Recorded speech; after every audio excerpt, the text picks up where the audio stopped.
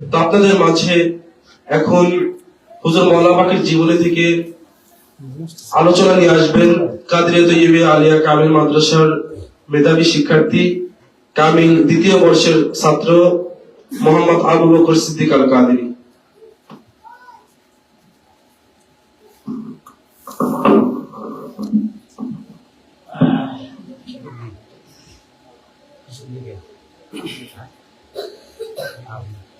আসসালামু আলাইকুম ওয়া রাহমাতুল্লাহি ওয়া বারাকাতুহু। আপনাদের কি ঘুম আসছে? আলহামদুলিল্লাহি রাব্বিল আলামিন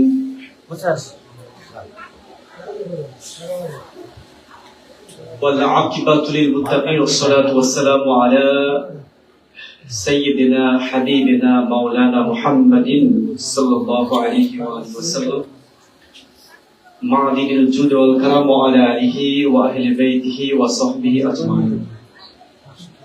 أما بعد فقد قال الله تعالى في القرآن المجيد والفرقان الحميد فأعوذ بالله من الشيطان الرجيم بسم الله الرحمن الرحيم إن الله وملائكته يصلون على النبي يا أيها الذين آمنوا صلوا عليه وسلموا تسليما اللهم صل على سيدنا مولانا محمد وعلى آل سيدنا شفيعنا محمد اللهم صل على سيدنا مولانا محمد وعلى آل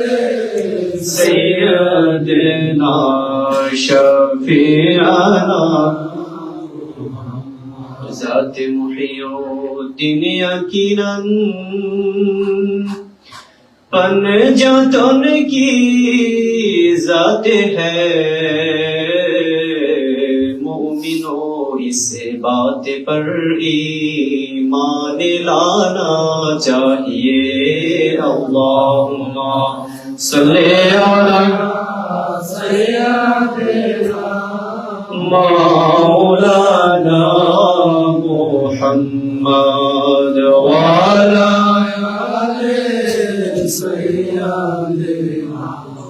शफीअना मुहम्मद अल्लाह अल्लाह अल्लाहु ला इलाहा इल्लहु अल्लाह अल्लाह अल्लाहु ला इलाहा इल्लहु আপনাকে দেখিলে একবার দো খারাম হয় স্বপনে দিবেন দেখা স্বপনে দিবেন দেখা উম্মতের কান্ডার নবীজি আল্লাহ আল্লাহ Allahu la ilaha illallah Allah Allah Allahu la ilaha illallah মোতেরি তুফান যখন আসিবে আমার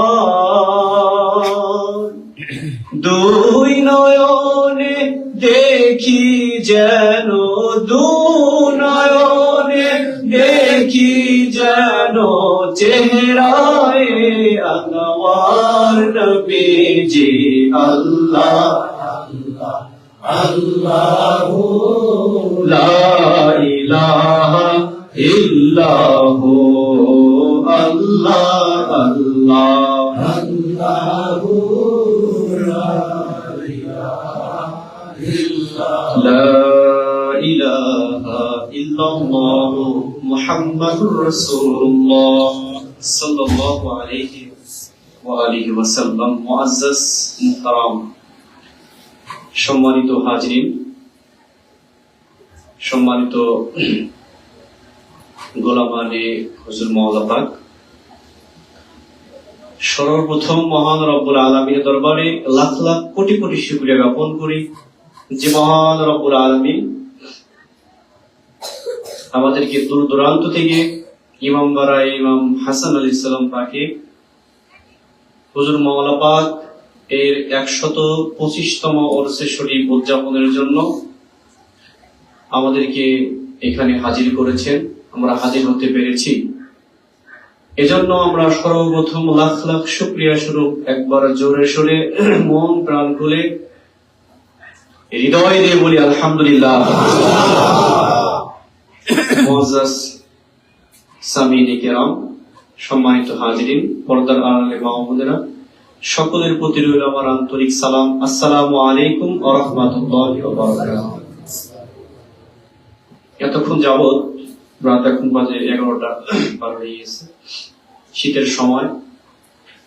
এই শীতের মধ্যে আপনারা এতক্ষণ যাবত হুজুর গৌস পাক, হুজুর মাওলানা পাকের প্রেম নিয়ে, মহব্বত নিয়ে এখানে বসে আমাদের মতো নালায়েক গুনাহগারদের মুখের ওয়াজ শুনছেন। এটা অনেক বড় কিছু।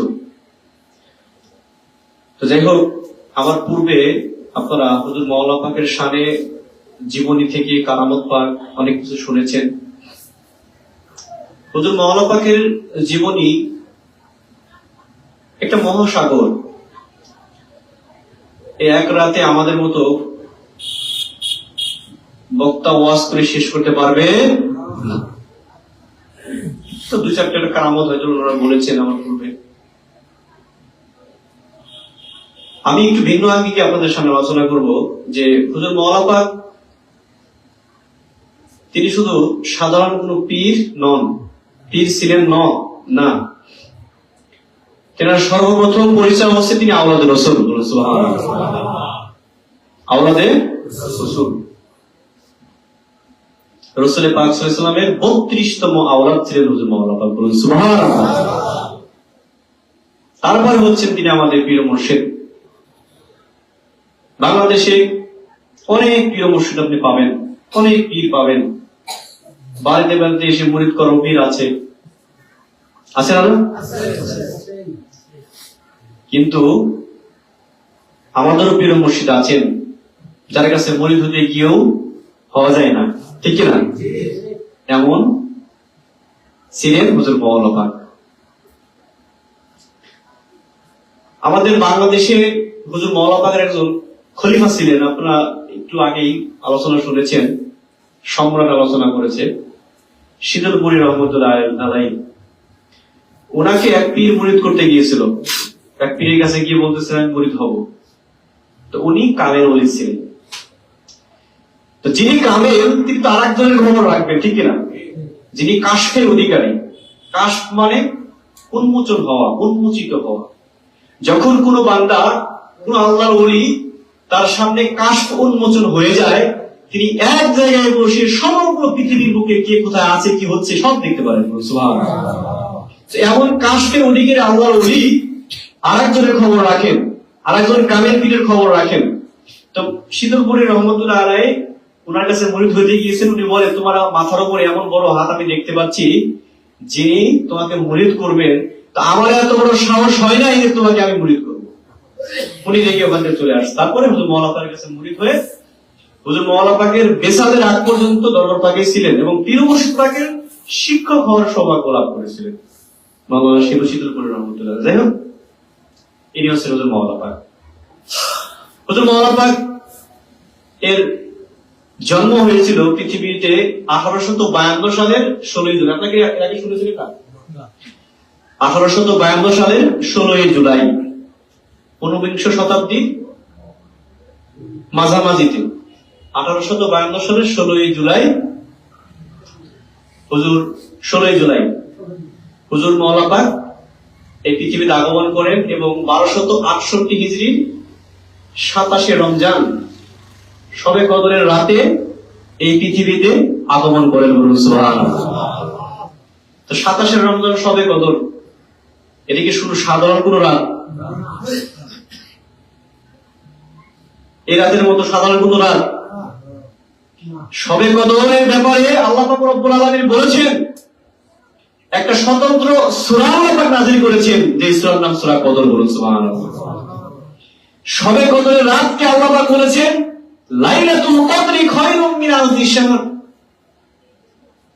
এটা এমন একটি রাত যেটা হাজার মাস অপেক্ষা উত্তম রজনী। বলুন সুবহানাল্লাহ। উত্তম রাত, ওই রাতে হুজুর মওলা পাক আগমন করেছেন। বলুন সুবহানাল্লাহ। তো যেদিন আগমন করেন ওই দিনে আপনারা তো মেদিনীপুরে গিয়েছেন, মেদিনীপুরে মাজারের পশ্চিম পাশে একটা মাদ্রাসা, এই মাদ্রাসাটি প্রতিষ্ঠা করেছিলেন আলা হুজুর পাক, মওলা পাকের আব্বা।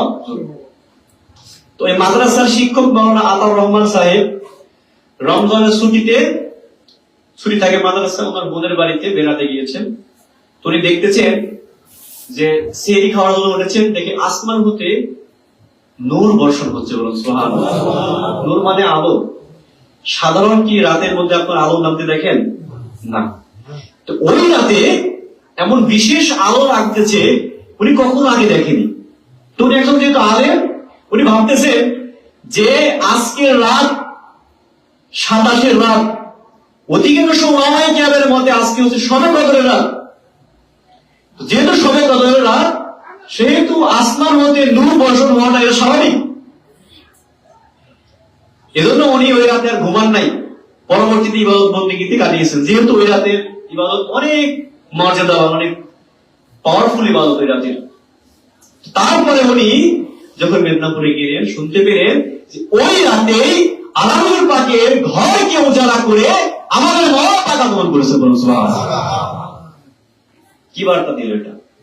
এমনিতে তো তিনি আপাতবাস্তব নূর হিসেবে পৃথিবীতে আগমন করলেন। সুবহানাল্লাহ। এবং আগমন করার পূর্বেও হুজুর মাওলা আলী শেরে খোদা হায়দারি কাররার আলী ইবনে আবি তালিব আলাইহিস সালাম আল্লাহ হুজুর পাককে স্বপ্নে দেখিয়েছিলেন। তারপরে হুজুর গাউসে পাক উনিও স্বপ্নে দেখিয়েছিলেন যে তোমার অহরসে এমন এক আওলাদ আসতেছেন, যেই আওলাদের পাওয়ারে, আওলাদের ক্ষমতা, আমার সন্তান, আমার কাদরিয়ার তরিকা, হুজুর গাউসে পাক বলতেছেন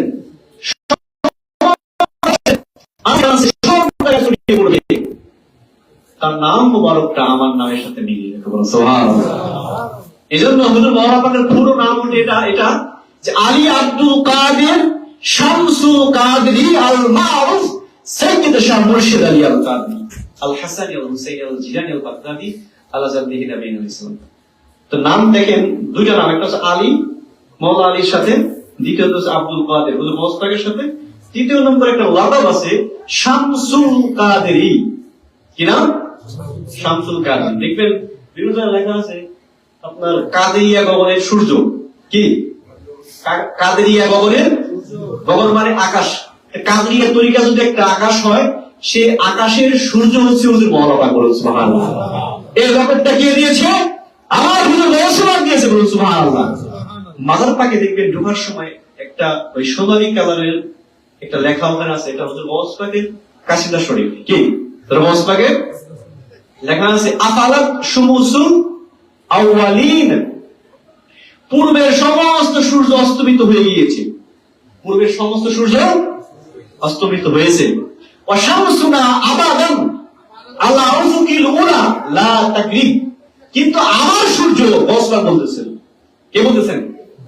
বলেন কে বলতেছেন? হুজুর গাউসে বলতেছেন ওয়া শামসুনা আবাদান আলা উফুকিল উলা লা তাকরিব, কিন্তু আমি গাউসে বলতেছি আমার সূর্য মধ্য আকাশে থাকবে, লা তাকরিব, এটা কখনো অস্তমিত হবে না। বলুন সুবহানাল্লাহ। আর সেই হুজুর গাউসে পাক আল্লাহ হুজুর পাকের স্বপ্নে দেখে বললেন যে তোমার সন্তান হবে আমার কাদেরিয়া গগনের সূর্য, যার লকাব হবে শামসুল কাদরি। বলুন সুবহানাল্লাহ। তাই তো হলো। হুজুর মওলা পাক ভারতবর্ষের বুকে এমন কোন মাজার নাই, এমন কোন দরগা নাই, এমন কোন স্থান নাই যেখানে কয়েকবার যান নাই, একাধিকবার গিয়েছেন। এমনকি আমাদের এই রাজবাড়ী ফরিদপুরে হুজুর পাক একাধিকবার আসছেন। বলুন সুবহানাল্লাহ। একবার হুজুর পাক আসলেন, তখন তো জাহাজ চলে আসতো, তখন বরন্দ ঘাস ছিল পুরো কাদা সোজা সোজা ওইদিকে। তো তখন কলকাতা থেকে সরাসরি এখানে জাহাজ আসতো, রেলপথ তখন কি বলে বরন্দ পর্যন্ত হয় নাই।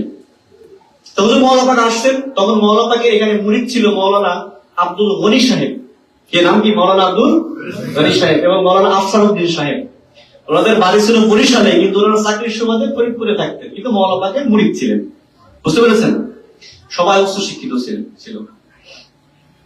তো হুজুর মৌলানা পাক আসলেন, তো মৌলানা আব্দুল গনি সাহেব তার সাথে ছিলেন এবং ওনার বাড়িতে মৌলানা পাক থাকতেন এখানে আসলে। তো একদিন এই ঢোল সমুদ্র, ঢোল সাগর দিয়ে মূল মৌলানা পাক নৌকা যোগে যাচ্ছিলেন ভাঙার দিকে। তো হুজুর, ঢোল সাগর বা ঢোল নদী বলা হয়, এটা এখন নাই, ওটা বিলীন হয়ে গিয়েছে।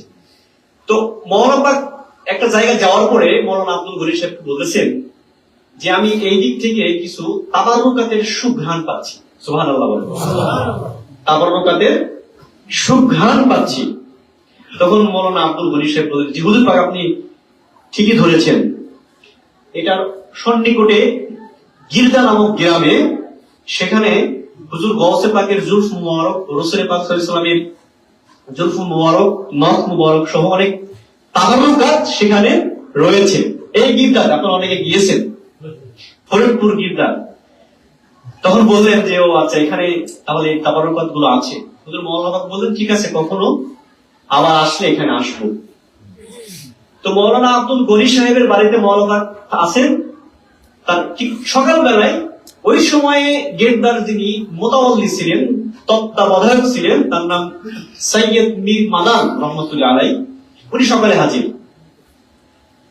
তো মৌলানা আব্দুল গনি সাহেবের সাথে আগে থেকে পরিচয় ছিল। তো বলতেছেন, কি ব্যাপার, আপনি এত সকালে চলে আসছেন কেন? বললো, মুরিদ হওয়ার জন্য আসছে। বলল সুবহানাল্লাহ। তো বললো, মুরিদ কার কাছে মুরিদ হবেন? আপনি নিজেই তো একজন সৈয়দ জাদা, উনি আমাদের রাসূল ছিলেন, তো আপনি নিজে আমাদের রাসূল, আবার মুরিদ হবেন? ওই এমন পীর আমি পেয়েছি এই জামানায়, এমন পীর বিরল। সুযোগ যেহেতু পেয়েছি, হাতছাড়া করা যাবে না। তখন উনি কিছুটা ইতস্তত বোধ করলেন, কারণ উনি নিজেও অত্যন্ত সম্মানী ব্যক্তি ছিলেন, সবাই ওনাকে সম্মান করতেন, পীরের মতো বসতেন বা দেখতেন। তো বলেন, ঠিক আছে, আপনি একটু ওয়েট করেন, আমি হুজুর পাকের কাছে গিয়ে আমি একটু অনুমতি নিয়ে আসি। যদি হুজুর পাক অনুমতি দেন তাহলে আপনি মুরিদ হতে পারবেন, না হলে হতে পারবেন না। তখন হুজুর পাকের কাছে গেলে হুজুর পাক বললেন, ঠিক আছে, তাকে নিয়ে আসুন। তখন মীর মাদানকে সর্বপ্রথম হুজুর পাক মুরিদ করালেন। মুরিদ করিয়ে 2 টাকা নজর দিলেন। বলুন সুবহানাল্লাহ। 2 টাকা, বুঝছেন, 2 টাকা নজর দিলেন।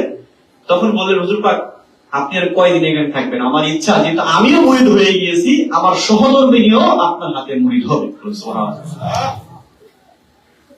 এখানে অনেক বড় লম্বা ঘটনা আছে। তারপরে উনি ওনার স্ত্রীকে মৌলানা পাকের হাতে বায়াত করালেন এবং পরবর্তীতে 2 টাকা মৌলানা পাক ফেরত দিয়ে বললেন যে, ভাই, তাকে 2 টাকা ফেরত দিন। এই ফকির আর এক ফকিরের কাছ থেকে কি নেবে? হুজুর মৌলানা পাক নিজেকে ফকির বলে সম্বোধন করতেন। কি বলতেন ভাই? নিজেকে ফকির বলতেন, আল্লাহর রাস্তার ফকির বলতেন সব সময়। এই বান্দা, এই ফকির, এভাবে সবসময় সম্বোধন করতেন। তারপর টাকাটা ফেরত দিয়ে দিলেন। এখনো পর্যন্ত আপনারা দেখবেন গির্জার পাশে যে 2টো মাজার, ওই মীর মাদান এবং তার স্ত্রীর মাজার, ওটা আমাদের পীর ভাই। হুজুর মৌলানা পাকের মুরিদ আমাদের পীর হবে না? আমাদের পীর ভাই। তো হুজুর মৌলানা পাক আমাদের ফরিদপুরে রাজবাড়িতে আসছেন এবং মৌলানা পাকেরই হাতে স্থাপিত আমাদের রাজবাড়ি এখানকার সাথে।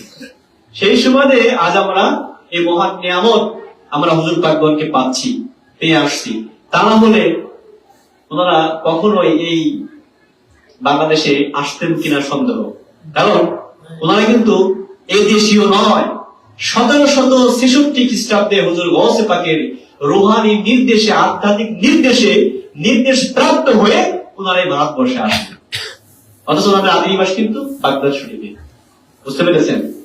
অতএব হুজুর মৌলানা পাক সমগ্র ভারতবর্ষ সফর করেছে, আমাদের রাজবাড়িতে ফরিদপুরে আসছেন বিধায় আজ আমরা ওনাদের আওলাদ পাকগণকে পেয়েছি। এই পাওয়ার কারণে আজ আপনাদের এই এমন একটি জায়গা, আমি তো প্রথমে দেখেছি আপনাদের এখানে কি ছিল বলেন, এখন কি হয়েছে? হ্যাঁ, আপনাদের এখানে শুধু মহরম শরীফ, তাই না? তারপরে 11 শরীফ আপনারা আনলেন, 11 শরীফের অনুমতি পাইলেন, এখন দেখেন ওরস পাক করতে পারতেছেন। এটা আপনাদের জন্য একটা খুশনসিব।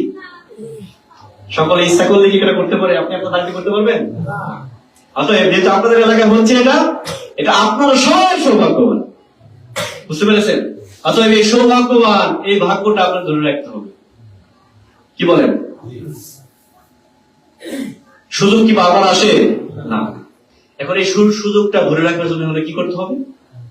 এই যে ধরেন আপনি আসেন, আপনার সন্তানদেরকে ওখানে আনবেন, ছোট ছোট বাচ্চাদেরকে এখানে আনবেন, এনে সঠিক শিক্ষা দিবেন, আপনারা নিজেরাও জানবেন, আপনাদের সন্তানদেরকেও জানাবেন। বুঝতে পেরেছেন? এই যে ধরেন এখানে এতদিন রাত ভর, এই রাত ব্যাপী আলোচনা হচ্ছে, এখানে কিছু তো বুঝছেন আপনারা নাকি? কারামত শুনছেন, হুজুর পাকের জন্ম শুনলেন, আরো শুনবেন হুজুর পাকের আব্বা, হুজুর পাকের সন্তান, তারপরে কি বলে ওনাদের সম্পর্কে, তারপরে কি ওনাদের আওলাদের রসুল, এটা তো শুনতে পারলেন নাকি? 32টা আওলাদ পাকের শুনলেন। এই বিষয়গুলো আপনাদের সন্তানদেরকে মডিফাই করে বোঝাতে হবে, কারণ ইবলিস কিন্তু বসে নেই। ইবলিস কি নেই, বসে আছে না, আমাদেরকে গোমরাহ করার জন্য সর্বদা সচেষ্ট রয়েছে। তো দেখো হুজুর মওলানা পাকের অনেক কারামত রয়েছে, কারামত গুলো আপনারা শুনেছেন, আমি একটু ভিন্ন আঙ্গিকে যেটা বলবো, তো বলেছিলাম আমার ভিন্ন আঙ্গিকে শুনুন। হুজুর মওলানা পাকের বদান্যতা ছিল আকাশচুম্বী। বদান্যতা মানে দানশীলতা, আমরা তো দান করতে চাই না। তো হুজুর পাকের জীবনী শুনবো আমরা, এখান থেকে তো শিখতেও হবে, ঠিক কিনা? হুজুর মওলানা পাকের মাসিক খরচ ছিল প্রায় 2000 টাকা। আপনারা চিন্তা করেছেন, ওই সময়ে হাই লেভেলের বেতন ছিল 150 টাকা। সরকারি চাকরিজীবী সর্বোচ্চ বেতন ছিল 150 টাকা, আর মওলানা পাকের মাসিক খরচ ছিল 2000 টাকা। প্রতি মাসে কতককে 200 টাকা করে হাদিয়া দিতেন। মওলানা পাক কখনো বেতন বলতেন না। কি বলতেন না? হাদিয়া বলতেন। আমরা বলি স্যালারি, ইংরেজি বলি স্যালারি, বাংলায় বলি বেতন, চাকরি করে যেটা নেওয়া হয়। মওলানা পাক কখনো এটা বলতেন না, বলতেন হাদিয়া। কি বলতেন? হাদিয়া। তারপরে কি মওলানা পাক এককালীন দান করতেন, 500-600 করে কাউকে দান দিতেন। এমনকি এমন জীবনীতে আসছে মওলানা পাকে, মওলানা পাক ঋণ করে হলেও দান করতেন, ঋণ করে হলেও দান করতেন মওলানা পাক। অতএব আমাদেরকে এই বিষয়গুলো এখান থেকে আমাদের অনেক শিক্ষা রয়েছে। দানশীলতা অত্যন্ত গুরুত্বপূর্ণ একটি বিষয়, এটা রাসূল পাকের শিক্ষা, মওলানা আলীর শিক্ষা এবং হাসান পাকের শিক্ষা। আপনারা ইমাম হাসান আলাইহিস সালাম পাকের জীবনী বলতে দেখবেন যে ওনারা তো যখন দান করতেন তখন চাইতেন না, বলতেন যে ঘরে যা আছে দিয়ে দাও। আপনারা 2 ইমাম 2 ফুল এই কিতাবটা তো পড়লে বুঝতে পারবেন যে ইমাম পাকগণ কতটা দানশীল ছিলেন। তো ওনাদের তো আওলাদ পাক, আমাদের মওলানা পাক, তো ওনারা কি ভিন্ন কিছু হবেন না? একটা মোমবাতি থেকে আরেকটা মোমবাতি ধরালে ওটা কি আগরবাতি হবে? কি হবে? এটা মোমবাতি তো হবে, ঠিক কিনা? কি হবে? মোমবাতি হবে। তো হুজুর মওলানা পাক তো আল হাসান আল হুসাইন, তাই না? তো দানশীলতা এমন ছিল মওলানা পাকের, বদান্যতা এমন ছিল। এছাড়া মওলানা পাকের মানব প্রেম, মানব সেবা, ভালোবাসা অতুলনীয় ছিল। আমরা তো এক পীর ভাইয়ের সাথে কুলাকুলি করতে চাই, মুসাফা করতে চাই না, দেখা হলে সালাম দেই না। কিন্তু দেখেন মওলানা পাকের কি শিক্ষা ছিল। মওলানা পাক দেখেন, মওলানা পাকের আপনারা যে স্ত্রীগঞ্জ আমরা গিয়েছি, তাই না? স্ত্রীগঞ্জে গিয়ে আমরা তাওয়াফ করেছি চিল্লাগাতে। তারপরে মওলানা পাকের যেখানে সালাতে মাকুসি করতেন, আম গাছ তলে আমরা দূরে গাতে নফল নামাজ পড়েছি না, ওইখানে মওলানা পাক সাধনা করতেন। তো একদিন সাধনা করতেছেন, তো মাদ্রাসায়, যেটা মওলানা পাকের আব্বা হুজুরের প্রতিষ্ঠিত মাদ্রাসাতে, একটা ছাত্রের বসন্ত রোগ হলো। এখন তো বসন্ত রোগ কোনো মামুলি একটা ব্যাপার, ওই সময় বসন্ত রোগ হলে মৃত্যু নির্ঘাত, মানে এটাকে বলা হতো সোয়াসি রোগ। তো যখন ছাত্রের বসন্ত রোগ হয়েছে, শিক্ষক সহ আশেপাশে সকলে গিয়ে ধরে দূরে একটা স্থানে গিয়ে, নির্জন একটা স্থানে একটা রুমে রেখে আসছে, যে মারা গেলে ওখানে মারা যাবে। বুঝতে পেরেছেন? এটা মওলানা পাক শুনেছেন। মওলানা পাক আর নিজেকে ধরে রাখতে পারেন না। মওলানা পাক স্ত্রীগঞ্জ থেকে নিজের ইবাদত বন্দেগী বাদ দিয়ে সাধনাকে ত্যাগ করে মওলানা পাক সেই ছাত্রের কাছে চলে গেছে। চলে গিয়ে মওলানা পাক নিজে ওনাকে কোলে করে এনে স্ত্রীগঞ্জ, যেখানে মওলানা পাক সাধনা করতেছিলেন যে রুমে বসে, ওইখানে মওলানা পাক তাকে আনলেন। 3 দিন পর্যন্ত মওলানা পাক তাকে সেবা শুশ্রূষা করলেন। পরবর্তীতে 3 দিন পরে ছেলেটা মারা গেলেন। কারণ ওই সময় তেমন কোনো মেডিসিন বের হয়নি এর প্রতিষেধক হিসেবে।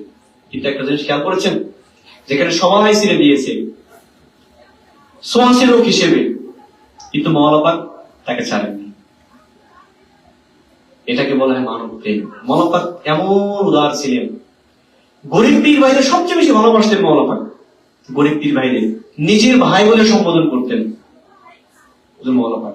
এটা ছিল মওলানা পাকের আখলাক মুবারক, একেবারে নবীর আখলাক মুবারক ছিল। হুজুর মওলানা পাকের আরেকটা মানব প্রেম আপনারা শুনে অবাক হয়ে যাবেন। হুজুর মাওলানা পাকের একটা খাদেম ছিল, তার নাম ছিল সৈয়দ সাহেব। উনি মাওলানা পাকের খাদেম খিদমত করতেন, কিন্তু হঠাৎ করে এমন একটা কথা বলেছিলেন যে কথাটা আসলে আওলাদে পাকের শানের খেলাফ ছিল। যখন বলে ফেলেছেন, উনি পরবর্তীতে ওনাকে কেউ কিছু বলেননি। উনি কিছুদিন পরে বুঝতে পারলেন যে আমার এটা ভুল ছিল, এটা আমার বলাটা উচিত হয়নি। এটা বলে লজ্জিত হয়ে মাওলানা আবু তাহের কাজী সাহেব, যিনি বড় মাওলানা নামে পরিচিত, দরবার করলেন। মাওলানা আবু তাহের কাজী সাহেব, তো ওনার মাধ্যমে মাওলানার কাছে আর্জি করলেন যে মাওলানা যেন আমাকে ছুটি দিয়ে দেয়, আমি খেদমত করব না, এরকম একটা মনস্থির করলেন। কিন্তু মাওলানার কাছে বলার সাথে সাথে মাওলানা বললেন, না ভাই, এটা হতে পারে না। তিনি কি সৈয়দ সাহেব কি অমুক অমুকের এসে এত বড় অন্যায় করে ফেলেছেন? না, তা তো হতে পারে, এমন অন্যায় করেননি, যার কারণে তাকে এখান থেকে চলে যেতে হবে। বরং এই দরবারে একমাত্র শিরিকের গুনাহ ব্যতীত অন্য কিছুর জন্য দরবার থেকে বের করে দেওয়া হয় না। যদি শিরিক যেতে চান তাহলে ওনাকে এখান থেকে মরে যেতে হবে, তার আগে এখান থেকে যেতে পারবে না। বুঝতে পেরেছেন? তারপরে ওনাকে কিছুদিন পরে হুজুর মাওলানা পাক তখন চন্দননগরে, কলকাতা থেকে প্রায় 20-21 কিলোমিটার দূরে একটা জায়গায়, ওখানে মাওলানা পাক ছিলেন। তো মাওলানা পাক শুনতে পেলেন যে ওনার কলেরা রোগ হয়েছে। তখন হলো 7ই মুহররমের দিন। 7ই মুহররমে ওনার কলেরা রোগ হলো। তো মাওলানা পাক ওই দিনই আবার কলকাতাতে ফেরত আসার জন্য মনস্থির করলেন। যেহেতু শুনতে পেলেন যে সৈয়দ সাহেবের এই কলেরা রোগ হয়েছে, তখন মাওলানা পাক সকলকে পাঠিয়ে দিয়ে মাত্র কয়েকজন মাত্র খাদেমকে রাখলেন, 2-1 কে রেখে মাওলানা পাক ওই সৈয়দ সাহেবের কাছে গেলেন, যিনি ওনার আওলাদ পাকের সামনে আদবের খেলাফ করেছিল, কিছু কটুবাক্য বলেছিল। তো 7ই মুহররম উনি ওনার কাছে গেলেন। 10ই মুহররম পর্যন্ত ওনার অবস্থা অত্যন্ত নাজেহাল, এবং ওই দিনে মারাত্মক আকারে একটা ভূমিকম্প হয়েছিল।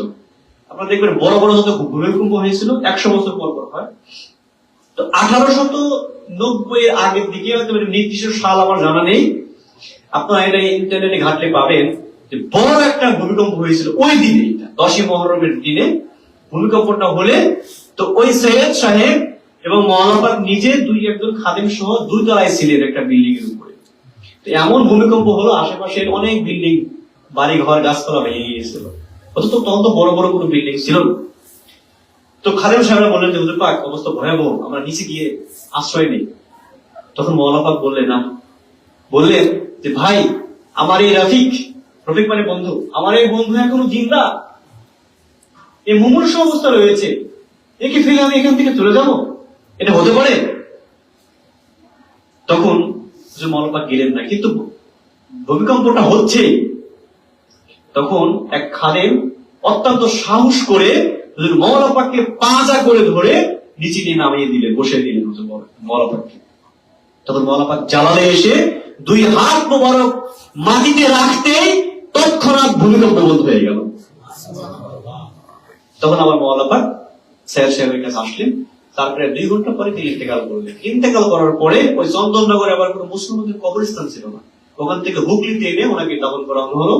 তো মাওলানা পাককে বলা হলো, মাওলানা পাক, এখান থেকে তো অনেক হেঁটে যেতে হবে, আপনি গাড়িতে করে আগে গিয়ে যান, আমরা ওনাকে নিয়ে যেতে হবে। কিন্তু মাওলানা পাক বললেন, বাহ, আপনারা আমার বন্ধুকে নিয়ে যাবেন হেঁটে হেঁটে, আর আমি আগে আগে গাড়ি থেকে চলে যাবো, এটা হয়? বরং না, আমার বন্ধুর সাথে সাথে আমি যাব। তখন লাশকে নিয়ে যাওয়া হলো, আর সাথে সাথে হুজুর মাওলানা পাকও হেঁটে গেলেন ওদের সাথে। আপনারা চিন্তা করতে পারবেন, একজন বাদশাহ, দুনিয়ার কুল কায়নাতের বাদশাহ বেড়ায়, যাদের টাকা পয়সার অভাব আছে। আল্লাহ পাক রব্বুল আলামিন ইরশাদ করেছেন হাদিসে কুদসির মধ্যে, যেটা বুখারী শরীফের মধ্যে রয়েছে, একাধিক হাদিসের কিতাবে রয়েছে। আল্লাহ পাক হাদিসে কুদসির মধ্যে বলতেছেন, ওয়া ইনসালানি, আমার কত বান্দা রয়েছে যারা ইবাদত করতে করতে, নফল ইবাদত করতে করতে আমি আল্লাহ পাকের কুদরতি হাত হয়ে যায়, যে হাত দ্বারা তারা ধরে। আমি আল্লাহ পাক রব্বুল আলামিন তার চোখ হয়ে যায়, কুদরতি চোখ, যে চোখ দ্বারা সে দেখে।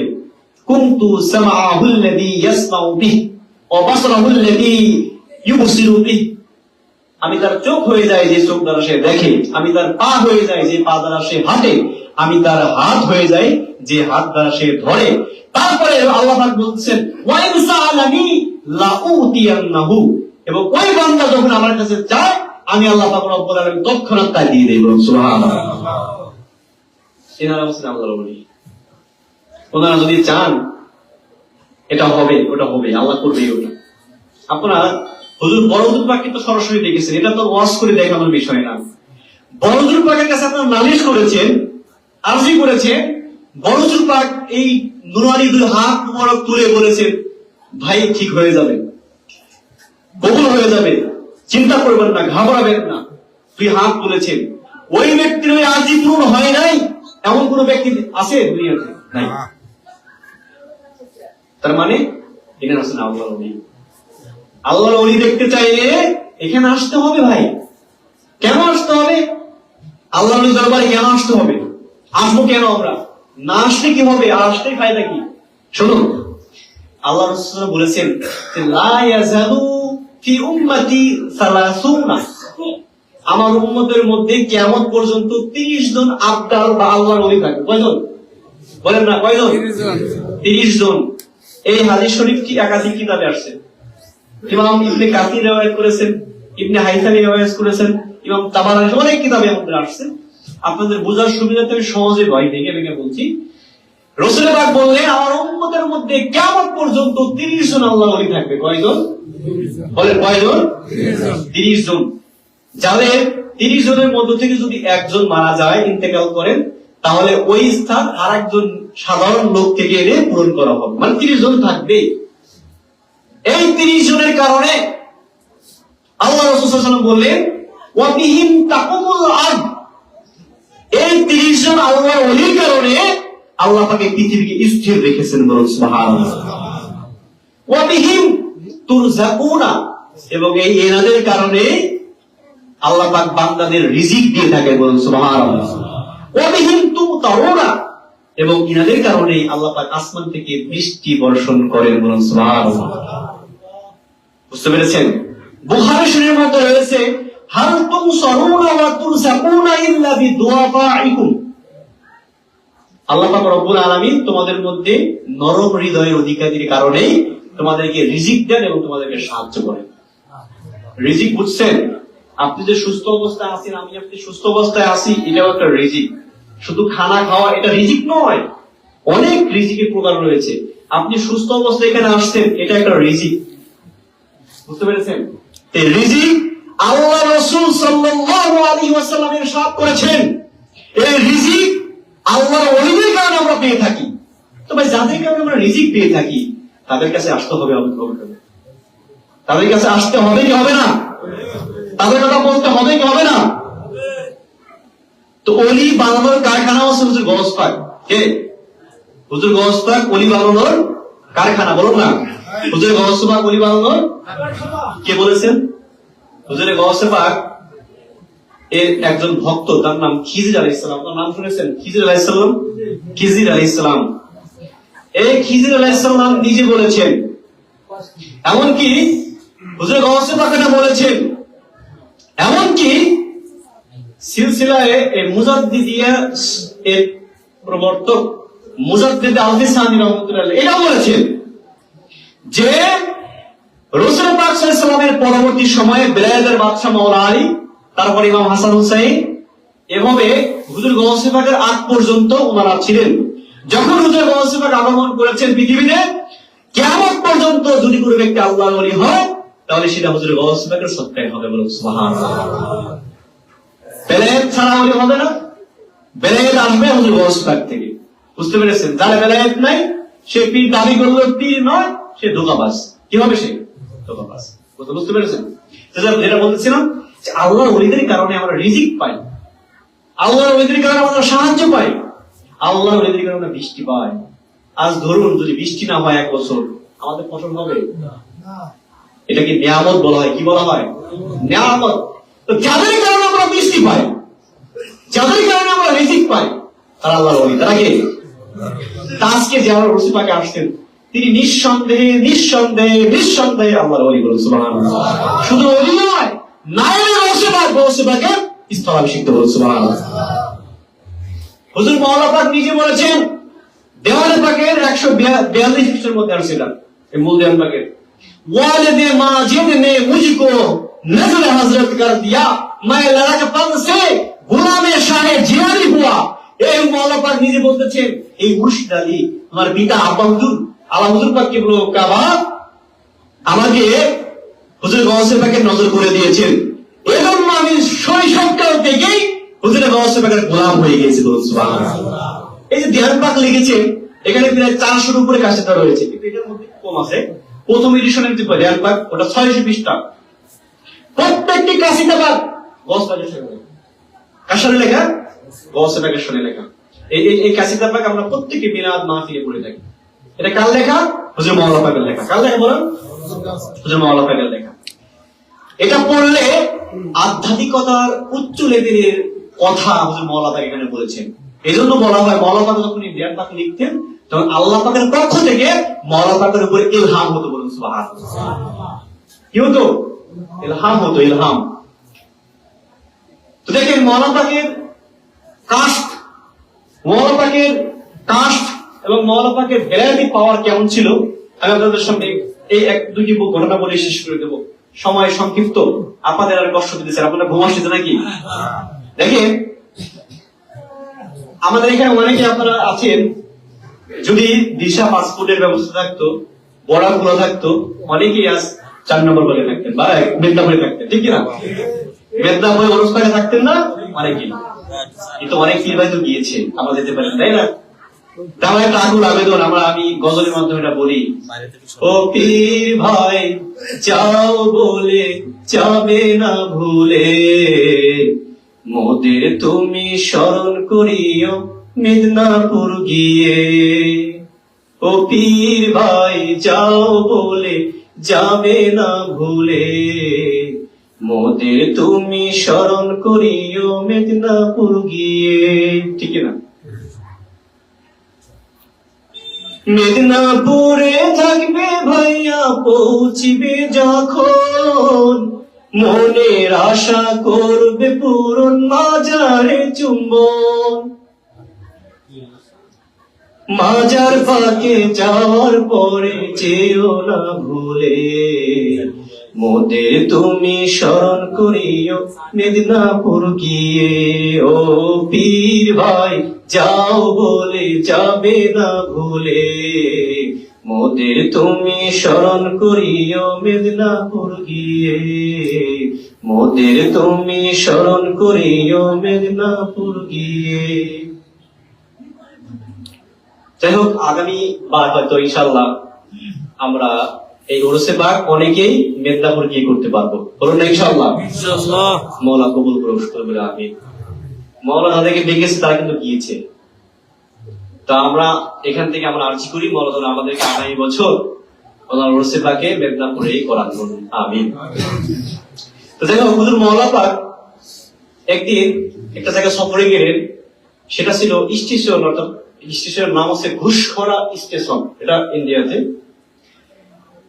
তো ওখানে গিয়েছেন, যাওয়ার পরে ওই স্থানে আমাদের কিছু পীর ভাই সেখানে জিয়ারতে আসছেন। এক পীর ভাই হুজুর মাওলানা পাকের জন্য কিছু তাবাররুক বা 5 পোয়া চাউল ঘি দিয়ে ভেজে ভাত করে এনেছেন, ডাল আর তরকারি নিয়ে এনেছেন। তো 5 পোয়া চাউল বুঝতে পেরেছেন, 1.5 কেজি নাকি? এই 5 পোয়া চাউল দিয়ে কয়জন লোক খেতে পারবেন? সর্বোচ্চ কয়জন? 5-6 জন নাকি? 5 পোয়া চাউল দিয়ে 5 থেকে 6 জন খেতে পারবে। কি আমার কথা শুনতেছেন? এ বাবা কথা বলেন না, আমার কথা বুঝতেছেন? 5 পোয়া চাউলে কয়জন লোক খেতে পারবে? 5-6 জন খেতে পারবে। বড় জন নাকি তার বেশি খেতে পারবে না। কিন্তু মাওলানা পাকের সাথেই প্রায় 5-7 জনের উপরে গিয়েছেন। তারপরে ওই স্থানে মাওলানা পাক যেখানে যে ডাক বাংলোতে মাওলানা পাক স্থান নিয়েছেন, সেখানে মাওলানা পাককে দেখার জন্য আরো প্রায় 32 জন লোক আসছে। জিয়ারতে তখন তো এত ভিড় ভাই আমাদের ছিল না, এত লোক আমাদের ছিল না। এখন যেমন হুজুর পাক যেখানে যান মৌমাছির মতো কোথা থেকে যে লোক চলে আসে, মাইকিং করা লাগে না, প্রচার করা লাগে না, কিন্তু হুজুর পাক যেখানে যান ভ্রমণের মতো লোক সেদিকে ছুটে যায়, ঠিক না? তো মওলানা পাকের জিয়ারতের উদ্দেশ্যে 32 জন লোক আসছে। তো যিনি রান্না করে আনছেন তার সাথে লোক ছিল আরো। তো তিনি বলতেছেন মোট প্রায় 40 থেকে 50 জন লোক সেখানে ছিল, কিন্তু মওলানা পাক বলতেছেন সবাইকে খাওয়াই দিতে। তো উনি বলতেছেন বড় বিপদে পড়ে গিয়েছে আমি। 5 পোয়া চাউল দিয়ে 40-50 জন লোকের খাওয়ানো কি সম্ভব? কখনো সম্ভব? 5 পোয়া চাউল, বুঝতে পেরেছেন তো? সোয়া কেজি চাউল দিয়ে 40 থেকে 50 জন লোক খাওয়াতে পারবেন? তো কিন্তু মওলানা পাক বললেন ভাই খাওয়াই দেন। তো উনি বলতেছেন মওলানা পাক তো রান্না করে চলবো, কিন্তু আপনার সাথে যারা এসেছেন কলকাতা থেকে ওনাদেরকে খাওয়াই দেই, তারপরে আমরা যারা এখানে আছি আমরা অন্য ব্যবস্থা করে খেয়ে নেবো পরবর্তীতে। তখন মওলানা বললেন না ভাই এটা হতে পারে না, এখানে যারা আসে সবাই আমার মেহমান, কিন্তু মেহমানকে রেখে কিভাবে খেতে পারি আমি? তখন বললো যে তোমাকে চিন্তা করতে হবে না, তুমি যে খাবার যে পাতিল এনেছো ওই পাতিলটা আমার কাছে আনো, আর এতগুলো লোকের তো পেট এখানে আঞ্জাম দেওয়া যাবে না, তো পাশ থেকে কলার পাতা কেটে আনো পেরেট হিসেবে। আমরা ঠিক একসময় খাইছি না, আপনারা খেয়েছেন না কলার পাতায় করে? এখন তো অন টাইম পেরেট বের হয়েছে, ঠিক না? কিন্তু কলার পাতা খাওয়ার অনেক উপকার রয়েছে।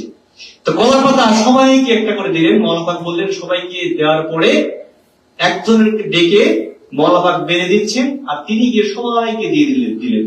এভাবে সবাইকে যখন মওলানা পাক দিলেন, মওলানা পাক নিজেও খেলেন, কলকাতা থেকে যারা সেখানে গিয়েছিলেন মেহমানের সবাই খেলেন।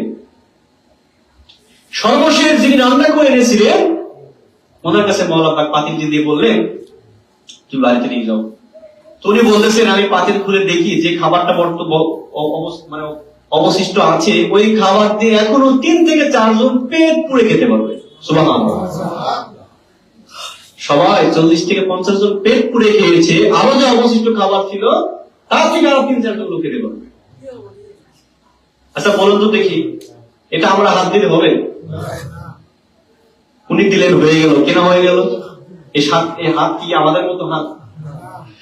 রাসূল পাক সাল্লাল্লাহু আলাইহি ওয়াসাল্লাম খন্দকের যুদ্ধের সময় এমন একটি মর্যাদা দেখিয়েছিলেন, একটি ছাগলের খাসি, একটি ছাগলের গোশত এবং 3 কেজি আটার রুটি দিয়ে প্রায় 1500 সাহাবীকে রাসূল পাক খাওয়াইছিলেন। সুবহানাল্লাহ। হযরত জাবির ইবনে আব্দুল্লাহ রাদিয়াল্লাহু তাআলার বাড়িতে। তো সেই কারণে হুজুর রাসূল পাক সাল্লাল্লাহু আলাইহি ওয়াসাল্লামের আওলাদ 32তম আওলাদ হুজুর মওলানা পাক প্রায় 1300 বছর পরে দেখালেন ভারতবর্ষের বুকে 5 পোয়া চাল দিয়ে প্রায় 40 থেকে 50 জন লোক খাওয়ালেন। কথা বুঝতে পেরেছেন? ইনি হচ্ছেন হুজুর মওলানা পাক। তো ভাই হুজুর মওলানা পাক আমাদের জন্য মহা নিয়ামত এই জ্ঞান পাক দিয়েছেন। এই জ্ঞান পাক পাঠ করলে হৃদয়ে শান্তি লাভ করে, হৃদয়টা নরম হয়। আপনারা চেষ্টা করবেন এই জ্ঞান অন্তত বাংলা হলে পড়ার চেষ্টা করবেন। এবং আজকে যে ওরস পাকে আপনারা আসছেন এখানে, আপনাদের পূর্বে বলেছি আপনারা আগামীতে ওরস 1100 আসতে আপনাদের সন্তানকে সাথে করে নিয়ে আসবেন। আপনি যে পথের প্রতীক, আপনি ভুল পথে আছেন? ভুল পথে আছেন? এটা যদি মনের জোর থাকে তাহলে আপনার সন্তানদেরকে এই পথে আনবেন কি আনবেন না? অবশ্যই আনতে হবে, বুঝাতে হবে যে দরবার এটা আওলাদ রাসূলের দরবার, গৌসে পাকের দরবার। এখানে গৌসে পাকের প্রেম শেখানো হয়, এখানে 1100 কি জিনিস শেখানো হয়, ওরস পাক কি জিনিস শেখানো হয়। ওরস পাক বেদাত। কেন বেদাত হবে এটা? ওরস শব্দের অর্থটা কি? ওরস শব্দের অর্থ হচ্ছে মিলন। কি ওরস শব্দের অর্থ? মিলন। এই দিনেই আল্লাহ পাক রব্বুল আলামিনের এক আশিক আল্লাহ পাকের সাথে মিলন লাভ করেছেন। এমন মিলন লাভ করেছেন তাকে বলা হয় মহামিলন। দুনিয়ার মায়া মহব্বত ছেড়ে আল্লাহ পাকের সাথে মিলিত হয়েছেন। এটা তার জন্য আনন্দের দিন।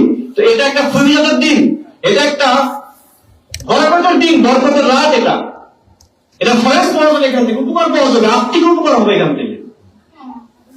এটা বেদাত। অতএব এইরকম বেদাত ছিলেন বলে ভালো কাজগুলো ঠেকানো যাবে না। কয়েকদিন আগে সমবেলা তো নাকি বেদাত ছিল, বলে নাই? এগুলো বলে আর কখনোই সুন্নি ওলামায়ে কেরাম এবং সুন্নি মতদর্শের মানুষদেরকে আহলে বাইত পাকের ভক্তদেরকে মানানো যাবে না। দেখো অনেক রাত হয়ে গিয়েছে। আল্লাহ পাক রব্বুল আলামিনের কাছে আমাদের একটা আরজি যে আমরা যেন আজকে আমরা এখানে হাজির হয়েছি, আমাদের প্রত্যেকের হাজিরা এখানে যেন আল্লাহ কবুল করে, আমিন। এবং আজ এখান থেকে যেন মায়াত করা ইমাম বাড়া ইমাম হাসান আলাইহিস সালাম থেকে আমাদের একটা আর্জি, আগামী বছরের জন্য মহল্লা আমাদেরকে এই ওরসে পাকে মেদিনীপুর দরবারে কবুল করে সকল বলে আমিন। আমরা যেন যেতে পারি স্বতঃস্ফূর্তভাবে, দুই দেশে দুই বাংলায় যেন যে অবস্থা বিরাজ করছে এটা দূরীভূত হয়ে শান্তি যেন নেমে আসে, সকলে বলে আমিন। ওয়ালা আখির দাওয়ানা আলহামদুলিল্লাহি রাব্বিল আলামিন। আসসালামু আলাইকুম ওয়া রাহমাতুল্লাহি ওয়া বারাকাতুহু।